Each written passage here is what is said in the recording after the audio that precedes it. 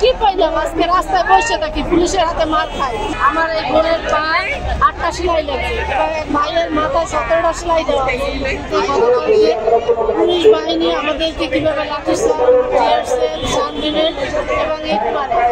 এখানে আমরা সচিবালয়ের দিকে রোডে তারা আমাদেরকে বাধা দেয়, শুধু বাধাই দেয় না, অনেক হাতাহাতি করে এবং আমাদেরকে আমি বারবার অনুরোধ করেছিলাম, আমরা মহিলা থেকে এক সাইডে ছিলাম, আমরা কোনো তোলপাড় করি নাই, কিন্তু তারা যে গ্রেনেড, সাউন্ড গ্রেনেড এবং রাবার বুলেট মারছে। আমার এই বোনের পায়ে 8টা সেলাই লেগেছে, ভাইয়ের মাথায় 17টা সেলাই দেওয়া।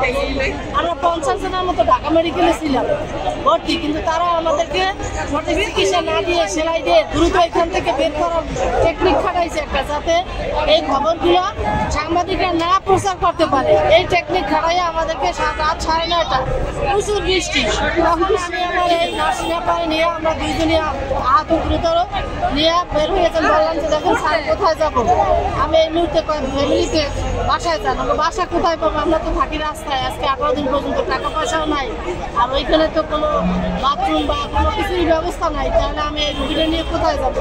আন্দোলন করে কি পাইলাম আজকে রাস্তায় বসে থাকি, পুলিশের হাতে মার খাই।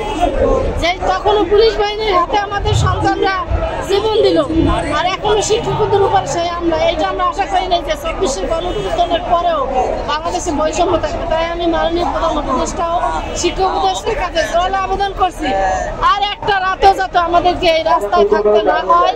শিক্ষকদেরকে শিক্ষকের সম্মান দিন, শিক্ষকদেরকে বেতন বাবার ব্যবস্থা করেন।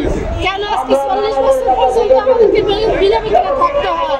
বাংলাদেশের এমন কোনো সেক্টর নাই যে এত আন্দোলন করতে হয়েছে, আমাদেরকে আশ্বস্ত করে আন্দোলন বাংলাদেশ দেয় যে আমরা আগামী রোববার আমাদের দাবি আদায়ে আবারও March to Jamuna, long March to Jamuna থেকে অবসর হব, যতক্ষণ পর্যন্ত না আমাদের দাবি বাঁচানো হবে এবং আমাদের এই দাবির প্রেক্ষিতে গেজেট ঘোষণা না করবে ততক্ষণ আমরা আন্দোলন চালিয়ে যাব।